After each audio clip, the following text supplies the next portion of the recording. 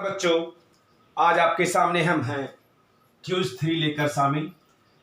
तो सबसे पहला सवाल देखिए, metallic shell has a point charge Q kept inside its cavity, which one of the following diagram correctly represents the electric lines of forces। यहां पर एक कैविटी बनाया हुआ है और ये जो सेल देख रहे हैं वो मेटालिक है, मतलब ये मेटल का बना हुआ है। और मेटल कैसा होता है बच्चों? Good conductor. तो कहता है कि यहां पर चार्ज कैविटी में कहीं रखा है, तो ये जो लाइंस ऑफ फोर्स निकलेंगे इनके 4 डायग्राम दिखाया गया है। इलेक्ट्रिक लाइंस ऑफ फोर्स की प्रॉपर्टी हमने अपने लेक्चर में बताया है, 8 से 9 प्रॉपर्टी हमने बताया है। आप उस प्रॉपर्टी को देखेंगे तो उससे बाहर सवाल नहीं जाएगा। उसमें हमने कहा कि इलेक्ट्रिक लाइंस ऑफ फोर्स को नॉर्मल तो होना ही चाहिए सरफेस पे, और पॉजिटिव चार्ज से आउट होगा। तो यहाँ जो चार्ज रखा हुआ है वो पॉजिटिव नेचर का चार्ज है, क्योंकि माइनस नहीं लिखा हुआ है इसलिए पॉजिटिव नेचर का है। तो निकलता हुआ चार्ज तो होना चाहिए, लेकिन सभी में निकलता हुआ चार्ज है। तो फिर क्या चारों आंसर है? पॉजिटिव से आउट होगा, नेगेटिव के तरफ आएगा, ये तो नहीं चलेगा। पॉजिटिव से आउट होगा, सरफेस पर नॉर्मल होगा। ये 2 पॉइंट्स हमको दिखाई दिया। और भी बहुत सारे पॉइंट्स बताए थे। 2 electric lines of force intersect नहीं करेगा, शार्प टर्न नहीं लेगा, ऐसे ऐसे वगैरह करके। लेकिन यहां पर मुख्य रूप से पॉजिटिव से निकलेगा वाला बात सभी में कॉमन है। चलिए, सरफेस पर नॉर्मल होने वाला बात। अब सरफेस पर नॉर्मल तो इस फिगर में भी देख रहा है, मगर इस फिगर में नहीं दिख रहा है ना? तो नॉर्मल से भी बातें नहीं बन पा रही है, उससे भी फिल्टर नहीं हो रहा फिगर। लेकिन हाँ, कुछ फिगर फिल्टर हो गया, ये सब फिल्टर हो गया। तो एक बात और है कि लाइंस ऑफ फोर्स तभी होगा जब फील्ड होगा, और फील्ड तभी होगा जब चार्ज होगा।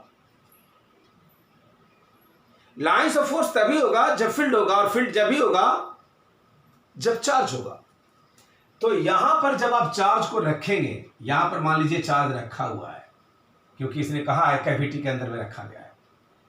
तो ये जरा सा ध्यान से देखिए, मैं इसे अलग से बना के दिखाता हूं। कैविटी, यहां चार्ज रखा, तो पूरी मैकेनिज्म को देखते हैं।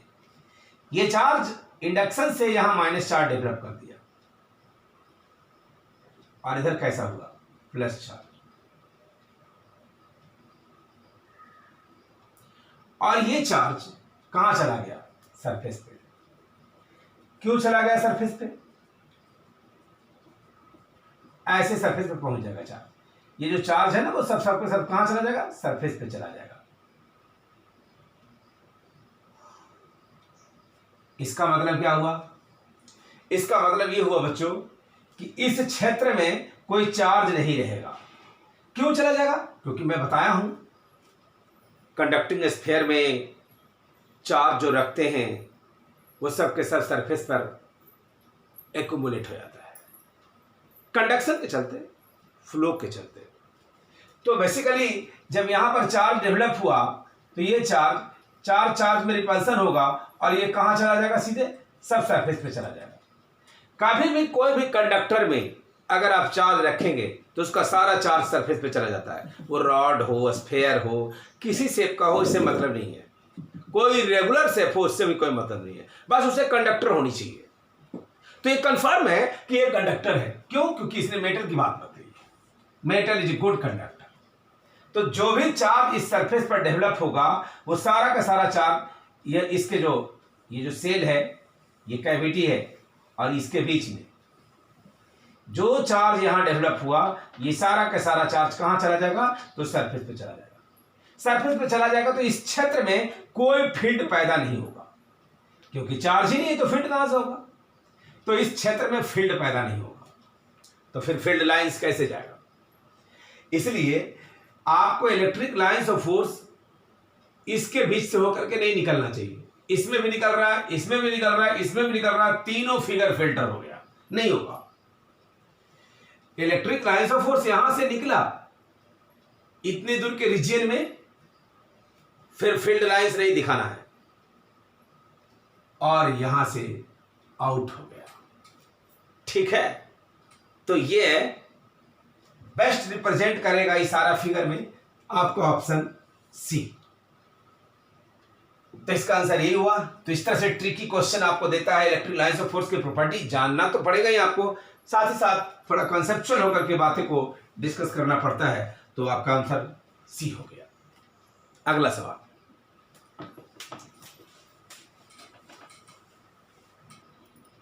और ये दूसरा सवाल फिर से a metallic sphere electric lines of force पर ही बेस्ड है। इलेक्ट्रिक लाइंस ऑफ फोर्स पर कितने टिपिकल हो सकते हैं ये मैं दिखा रहा हूं इस क्विज में। A metallic sphere is placed in a uniform electric field, the lines of force follow the path shown in the figure. आप लाइंस ऑफ फोर्स की प्रॉपर्टी जानते हैं, मैं लेक्चर में डिस्कस कर चुका हूं, और फिर भी सवाल को टिपिकल बना के कैसे रखा जाता है। तो पहली बात तो हम जानते हैं कि ये भी जो स्फीयर है वो मेटालिक है। तो मेटालिक है बच्चों, पहली बात तो लाइंस ऑफ फोर्स सरफेस पर नॉर्मल होना चाहिए। तो आप क्या इस लाइंस ऑफ फोर्स को देख रहे हैं कि नॉर्मल है? नहीं है। ये जो लाइंस ऑफ फोर्स है वो नॉर्मल नहीं है, मगर ये तो नॉर्मल दिख रहा है, फिर भी ये सही क्यों नहीं है? ये नॉर्मल नहीं इसलिए कट जाएगा, ये नॉर्मल है फिर भी कट जाएगा, और ये तो नॉर्मल नहीं ही है। ये इसलिए कट जाएगा क्योंकि इसके अंदर इलेक्ट्रिक फील्ड जीरो होगा। मेटालिक स्फीयर का मतलब कंडक्टिंग स्फीयर। अभी अभी पिछले सवाल में भी मैं यही बात बताया कि किसी भी मेटालिक स्फीयर में, किसी भी कंडक्टर में चार्ज अंदर में नहीं होगा, और जब चार्ज नहीं होगा, सब सरफेस पे चला जाएगा, तो फील्ड भी नहीं होगा, और जब फील्ड ही नहीं तो लाइंस ऑफ फोर्स कैसा? इसलिए ये लाइंस ऑफ फोर्स जो इससे क्रॉस कर रहा है वो गलत है, लेकिन ये इसमें तो क्रॉस नहीं कर रहा था, तो फिर ये सही क्यों नहीं हुआ? क्योंकि ये नॉर्मल नहीं था, इसलिए ये भी गलत हो गया। ये इसलिए गलत हुआ क्योंकि इस पे नॉर्मल नहीं है, और ये दोनों इसलिए गलत हो गया क्योंकि इसके अंदर से क्रॉस कर रहा है, जबकि फील्ड नहीं है। तो फिर ये सही आंसर होगा, क्योंकि ये इसके अंदर से क्रॉस भी नहीं कर रहा और ये नॉर्मल भी है। देख लीजिए ये 90 डिग्री है, ये मैंने थोड़ा पेन से बनाया इसलिए आपको ना दिखे, लेकिन ये 90 डिग्री है एग्जैक्टली। तो इसलिए आपका इसमें कौन सा आंसर होगा? 1 नहीं, 2 नहीं, 3 भी नहीं, ये 4। तो ये ऑप्शन होगा। इसलिए आप इलेक्ट्रिक लाइंस ऑफ फोर्स की तमाम प्रॉपर्टी वाले लेक्चर को अच्छे से पढ़ लीजिए, उतना ही प्रॉपर्टी से आपका कोई भी सवाल बन जाएगा, है ना। ये सवाल बहुत अच्छा सवाल है, और कॉम्पिटिटिव स्तर में इस तरह के सवाल पूछा गया है, भी पूछा जाता रहता है। तो आप ऐसे सवालों को डिस्कस करेंगे, या कैसा भी सवाल हो, बस इलेक्ट्रिक लाइंस ऑफ फोर्स के बारे में अगर सवाल करता है तो उसकी प्रॉपर्टी को से आपको अच्छे से आइडिया होना चाहिए प्रॉपर्टी के बारे में, फिर आप सवाल कर देंगे। तो आप ये समझ गए होंगे। अब आपको तीसरा सवाल, और ये देखिए थर्ड सवाल, a few electric lines of for a system of 2 charges Q1 and Q2 fixed at 2 different paths on the x-axis as shown in the figure. These lines suggest that, इसमें ब्रैकेट में लिख दिए 1 और more correct option, मतलब एक से अधिक भी आंसर सही हो सकता है। इसमें आपको चेक करना है। पहला option mod Q1 greater than mod Q2, second है mod Q1 less than mod Q2, third है at finite distance to the left of Q1 the electric field is 0, और the last, at a finite distance to the right of Q2 the electric field is 0। पहली बात है कि यहां से lines of force निकल रही है, फिर यहां से भी निकल रही है। इसका मतलब Q1 पॉजिटिव नेचर का चार्ज है, क्योंकि हमने बताया है पॉजिटिव चार्ज से लाइंस ऑफ फोर्स निकलते हैं, और यहां आ रही है, इसका मतलब Q2 नेगेटिव नेचर का चार्ज है। तो एक चीज तो कंफर्म हुआ कि Q1 पॉजिटिव है और Q2 नेगेटिव है। इस डायग्राम को देखते हुए, इलेक्ट्रिक लाइंस ऑफ फोर्स की प्रॉपर्टी को जानते हुए, और भी मैं बताया था कि number of lines of force जितना ज़्यादा होगा इलेक्ट्रिक फील्ड उतनी स्ट्रांग होगी, और इलेक्ट्रिक फील्ड स्ट्रांग होने का मतलब चार्ज उतना स्ट्रांग होगा। तो ये निश्चित रूप से तय हो गया कि इस चार्ज से लाइन्स ऑफ फोर्स 3 और 3 6 निकल रहा है, इस चार्ज से लाइन्स ऑफ फोर्स 2 ही आ रहा है। आ रहा मतलब निगेटिव है, जा रहा मतलब पॉजिटिव है। तो इसमें लाइन्स ऑफ फोर्स की संख्या ज्यादा है, इसमें लाइन्स ऑफ फोर्स की संख्या कम है। इसका मतलब इस चार्ज का मैग्नीट्यूड इस चार्ज से बड़ा होगा। इसका मतलब मॉड Q1 जो है वो मॉड Q2 से बड़ा होना चाहिए। मॉड इसलिए क्योंकि प्लस माइनस का साइन नहीं देखना है, ये तो माइनस निश्चित रूप से होगा, ये प्लस होगा, इसलिए ये पता चल गया कि ये जो चार्ज का मैग्नीट्यूड है इस चार्ज के मैग्नीट्यूड से निश्चित रूप से बड़ा होना चाहिए। क्या ऐसा कोई ऑप्शन हमारे पास है? एक ऑप्शन तो दिख रहा है कि मॉड Q1 जो है वो ग्रेटर देन होना चाहिए मॉड Q2 से, यानी ऑप्शन ए तो सही हो गया। और देखते हैं, जब ये सही हो गया तब तो ये सही कभी होगा नहीं, क्योंकि Q1 बड़ा भी होगा Q2 से और Q1 छोटा भी होगा Q2 से, कैसे संभव है? इसलिए ये तो गया। अब दूसरी बात, आपको हम अपने लेक्चर में प्रॉब्लम बेस्ड ऑन इक्विलिब्रियम का सवाल करवाया है। देखिए, सिस्टमेटिक ढंग से सारे लेक्चर को देख लें तो कोई सवाल अलग नहीं है, बस मैं तो ये सवाल केवल दिखा रहा हूं, और ये सवाल एडवांस में आया हुआ भी है, लेकिन मैं आपको केवल दिखाना चाहता हूं कि देखिए, अगर सिस्टमेटिक ढंग से कॉन्सेप्चुअल होकर के आप सारे लेक्चर्स को देख लें तो सवाल कहीं बाहर से नहीं जाएगा, उसी से बन जाएगा। तो देखिए क्या कर रहा है, यहां पर मैं इक्विलिब्रियम वाला सवाल करवाया था कि यहां 4Q है और ये -Q है। तो बताइए इक्विलिब्रियम पॉइंट कहां पर मिलेगा? और ऐसा ही सवाल मैं करवाया था कि 4Q है और यहां +Q है, तो बताइए इक्विलिब्रियम कहां मिलेगा? इसका जवाब हमने दिया था कि अगर इसमें रखेंगे चार्ज कैपिटल, ये फील्ड के बारे में, यानी फील्ड 0 कहां होगा? तो यहां बीच में होगा। कैसे? ये फील्ड किधर क्रिएट करेगा? Right side. ये फील्ड किधर करेगा? Left side. दोनों का रिजल्टेंट 0 होने की संभावना है। लेकिन अगर एक चार्ज पॉजिटिव हो दूसरे चार्ज नेगेटिव हो, तो आप यहां पर फील्ड को 0 करके देख लो। यहां यूनिट पॉजिटिव चार्ज रखोगे फील्ड डायरेक्शन जानने के लिए, तो ये क्या करेगा? रिपेल। और ये क्या करेगा? अट्रैक्ट। तो दोनों फील्ड एक ही दिशा में लगने लगा, और जब दो फील्ड एक डायरेक्शन में लगेगा उसका रिजल्टेंट 0 नहीं हो सकता, यानी इसके बीच में फील्ड 0 नहीं मिल सकता है। तब आप इधर देखो, इधर देखोगे तो यहां प्लस चार्ज रखो फील्ड के डायरेक्शन जानने के लिए, ये 4Q उसको रिपेल करेगा, ये -Q उसको अट्रैक्ट करेगा, यहां संभावना बनती है। फिर इस तरफ देखो, यहां भी प्लस रखो, इसको ये क्या करेगा? अट्रैक्ट, और ये क्या करेगा? रिपेल, यहां भी संभावना बनती है। So these are the two possibility, one is here another is there, here is not possible, between तो संभव नहीं है, ये कंफर्म हो गया। अब जब दो पॉसिबिलिटी है तो कोई एक पॉसिबिलिटी सिलेक्ट होना चाहिए। तो मैंने कहा था कि देखो, ये पॉइंट इसके बहुत नजदीक है और ये चार्ज भी बहुत स्ट्रांग है, इसलिए यहां पर स्ट्रांग रिपल्सिव इलेक्ट्रिक फील्ड होगा, यानी इलेक्ट्रिक फील्ड का डायरेक्शन जो होगा यहां पर स्ट्रांग होगा। इसके चलते फील्ड यहां स्ट्रांग होगा, और इसके चलते फील्ड यहां पर जो अट्रैक्टिव वाला जो देख रहे हैं आप, ये वीक होगा। एक स्ट्रांग फील्ड वीक को बैलेंस नहीं कर सकता है। लेकिन यहां पर क्या हुआ कि ये चार्ज बहुत बड़ा है, तो इसके चलते जो फील्ड डेवलप हुआ ये बहुत बड़ा है जरूर, लेकिन डिस्टेंस भी बड़ा है, इसलिए कंसिडरेबल फील्ड डेवलप करेगा। -Q छोटा जरूर है पर डिस्टेंस भी छोटा है, इसलिए कंसिडरेबल फील्ड होगा, और इसलिए यहां पर मिलने का संभावना है। और मैं इसको स्टार पॉइंट बनाकर लेक्चर में लिखवाया था कि अगर दो अपोजिट नेचर का चार्ज हो तो इलेक्ट्रिक फील्ड 0 का किसके नजदीक मिलेगा? नॉमरिकली स्मॉलर चार्ज के तरफ, और ये नॉमरिकली स्मॉलर चार्ज इसमें कौन है? Q, तो इसके तरफ मिलेगा। बिल्कुल यही सवाल यहां पर है, यही सवाल है यहां पर। मैं तो ये सारा कुछ काफी डिस्कस किया हूं लेक्चर में, आप देख सकते हैं। अब हम इसके बारे में बात करते हैं।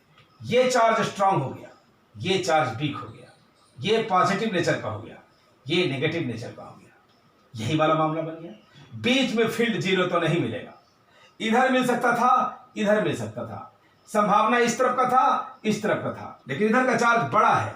मैं अभी भी कहा नॉमेरिकली स्मॉलर चार्ज की तरफ फील्ड जीरो मिलेगा, तो नॉमेरिकली स्मॉलर कौन हो गया, Q2, यानी इसके तरफ मिलेगा। तो क्या ये होगा at a finite distance to the left of Q1, Q1 के फाइनाइट डिस्टेंस लेफ्ट पर इधर नहीं होगा, क्योंकि ये तो स्ट्रॉन्ग चार्ज है, इसके तरफ तो फील्ड जीरो मिलेगा ही नहीं, इलेक्ट्रिक फील्ड इज जीरो, यह गलत।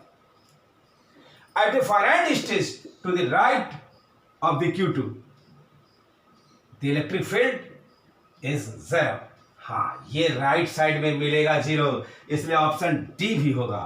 तो इसका आंसर हो गया 2, ए एंड डी। ये तरीका है सॉल्यूशन करने का, ऐसे सवालों को ऐसे फिल्टर किया जाता है। ओके, और ये fourth question, 4 charges all of same magnitude are placed at the 4 corners of the square, at the centre of the square the potential V and the field E by suitable choice of the sign of the 4 charges, which of the following can be obtained? और इसमें भी 1 और more correct option है, एक से अधिक संभव है। तो यहां पर एक स्क्वायर पहले बनाते हैं हम लोग, और इसको बारी बारी से देखते हैं। ये 4 कॉर्नर्स है, सभी पर चार्ज जितना भी है वो सब के सब का मैग्नीट्यूड सेम है। मान लीजिए Q है, तो यहां पर भी प्लस Q, तो V को क्या होना है 0 और E को भी क्या होना है 0। यहां पर मान लीजिए माइनस Q, यहां पर मान लीजिए प्लस माइनस Q, और यहां पर मान लीजिए प्लस Q। अब इसके सेंटर पर फील्ड जानो, तो साइन आप कुछ भी ले सकते हैं, साइन को आप कुछ भी ले सकते हैं, ये आपके ऊपर है। लेकिन इसमें से कौन सी कंडीशन को ये फुलफिल करेगा ये ढूंढना है। हम पहला कंडीशन को चेक कर रहे हैं, ये वाला। तो अगर ये माइनस है, ये माइनस है, तो ये जो है इधर रिपेल करेगा, ये रिपेल करेगा, मतलब फील्ड प्लस चार्ज पर रख के देखते हैं। यहां प्लस रखा तो इसने क्या किया, अट्रैक्ट किया, और ये भी क्या किया, अट्रैक्ट किया, दोनों फील्ड कैंसिल हो गया। यहाँ इसके चलते फील्ड ऐसा, इसके चलते फील्ड ऐसा, ये दोनों भी कैंसिल कर दिया, यानी E 0 हो जाएगा। अगर ऐसा चार्ज लेंगे तो चार्ज आप अपनी मर्जी से ले सकते हैं। साइन के लिए मैग्नीट्यूड तो सबका बराबर ही है, साइन अपनी मर्जी से ले सकते हैं। तो हमने ऐसे एक एडजस्टमेंट किया, तो ये पॉसिबल लगा हमको, इलेक्ट्रिक फील्ड 0। अब पोटेंशियल, पोटेंशियल तो स्केलर क्वांटिटी है, इसके चलते जितना पोटेंशियल होगा प्लस में, इसके चलते जितना होगा प्लस में, 2 प्लस और 2 माइनस, नेट 0, यानी ये पॉसिबल हो जाएगा। ए ऑप्शन संभव है, इसका अरेंजमेंट ऐसा होगा। क्लियर हो गया? फिर इसको चेक करते हैं कि V 0 हो जाए और E 0 ना हो, ऐसा सेटिंग कोई करते हैं, इसका अरेंजमेंट सोचते हैं। फिर से एक स्क्वायर बनाते हैं हम लोग, ठीक है। एक स्क्वायर हमने फिर बनाया ऐसे, और इस बार फिर से हम क्या करते हैं कि यहां पर V को 0 होना है, लेकिन E को 0 नहीं होना है, इस बात का ध्यान रखेंगे। तो प्लस प्लस, या इसको माइनस रख दीजिए, सॉरी, और ये प्लस और ये माइनस, E को 0 नहीं होना है। तो ये क्या करेगा, इसके चलते इलेक्ट्रिक फील्ड इस तरफ प्लस रखिएगा तो उसको रिपेल करेगा, ये अट्रैक्ट करेगा। इसके चलते इलेक्ट्रिक फील्ड इस तरफ, और इसके चलते ऐसे, ये दोनों और ये दोनों का रिजल्टेंट इलेक्ट्रिक फील्ड ऐसे, यानी इलेक्ट्रिक फील्ड 0 नहीं होगा। पर पोटेंशियल से क्या मतलब, पोटेंशियल में तो 2 को नेगेटिव 2 पॉजिटिव कैंसिल होकर 0 होगा ही होगा, क्योंकि पोटेंशियल तो स्केलर है, उसको हमको कुछ देखना नहीं है, बस मैग्नीट्यूड देखना है। और साइन तो पोटेंशियल प्लस चार्ज के चलते प्लस होता है, तो 2 चार्ज पॉजिटिव हुआ तो प्लस पोटेंशियल, और 2 नेगेटिव हुआ तो माइनस पोटेंशियल। नेट पोटेंशियल क्या हो गया, 0 हो गया। तो इसलिए इसका ऐसा अरेंजमेंट करना संभव है, ये हम दिखाया फिगर से। यानी बी भी पॉसिबल है, ए पॉसिबल है, बी भी पॉसिबल है। अब हम सी और डी को देखते हैं कि इसकी पॉसिबिलिटी के बारे में हम क्या कह सकते हैं। तो सी को देखते हैं। सी का केस है बच्चों, फिर से एक स्क्वायर बनाइए, साइन अपना मर्जी से जहां मन में वहां रखिए, ट्रायल करके देखिए। v 0 ना हो लेकिन e 0 हो, ये प्लस क्यू, और v को 0 नहीं होना है और e को इस बार क्या होना है, 0 होना है। तो ये प्लस क्यू है, ये प्लस क्यू है, और v को 0 नहीं होना है। तो ऐसा कीजिए, ऐसा कीजिए, ऐसा कीजिए कि आप इस बार प्लस प्लस का चुनाव किया, यहां भी प्लस का चुनाव कर लो, यहां भी प्लस का चुनाव कर लो। तो इसके चलते देख लो फील्ड, ये क्या करेगा, रिपेल, ये क्या करेगा, रिपेल, ये क्या करेगा, रिपेल, ये क्या करेगा, ऐसे फील्ड अट्रैक्शन। ये इसको कैंसिल, ये इसको कैंसिल, ई 0 हो जाएगा। पर पोटेंशियल तो नहीं 0 होगा क्योंकि चारों के चारों पॉजिटिव है, तो कैंसिल होकर 0 कैसे हो गए, तो स्केलर होता है। इसके चलते प्लस, इसके चलते प्लस, इसके चलते प्लस, इसके चलते प्लस, तो नेट पोटेंशियल होगा, बट पोटेंशियल 0 नहीं होगा, ई 0 हो जाएगा। या सभी पर माइनस चार्ज भी रखते तो ई 0 हो जाता और भी 0 नहीं हो जाता, यानी इसकी पॉसिबिलिटी है। और लास्ट डी का देखते हैं, इसकी पॉसिबिलिटी के बारे में क्या है। फिर से एक स्क्वायर बनाइए आप। तो आपको साइन अपना मर्जी से रख रख करके देखना है और समझना है। इस बार v को 0 नहीं होना है और e को भी 0 नहीं होना है। तो आप क्या करें, प्लस क्यू रख दें, प्लस क्यू रख दें, प्लस क्यू रख दें, माइनस क्यू रख दें, और भी कोई अरेंजमेंट हो सकता है, आप देख सकते हो। अगर ये करेंगे तो इसके चलते तो फील्ड 0 हो जाएगा, ये दोनों के चलते, पर इन दोनों के चलते ये इधर करेगा और ये इसी तरफ से, नेट फील्ड हो जाएगा। और 3 पॉजिटिव है और 1 ही नेगेटिव है, तो 1 2 तो कैंसिल होगा, बाकी 2 के चलते पोटेंशियल रह जाएगा। इसलिए इसमें भी 0 नहीं होगा, ई भी 0 नहीं होगा। तो ये चौथा पॉसिबिलिटी था, क्योंकि पोटेंशियल इसके चलते, इसके चलते, इसके चलते, इसके चलते सेंटर पर बराबर होगा। अब इसमें 3 को पॉजिटिव हो गया, पोटेंशियल जो है 3 को क्या हो गया, पॉजिटिव हो गया, और 1 नेगेटिव हो गया। तो 3 पॉजिटिव में से 1 नेगेटिव जाएगा तो 0 तो नहीं होगा, क्योंकि जिस केस में आप भी 0 देखने के लिए मिला आपको, उस केस में क्या हो रहा था, पॉजिटिव और नेगेटिव दोनों बराबर मैग्नीट्यूड का हो जा रहा था, तो वो कैंसिल कर दे रहा था।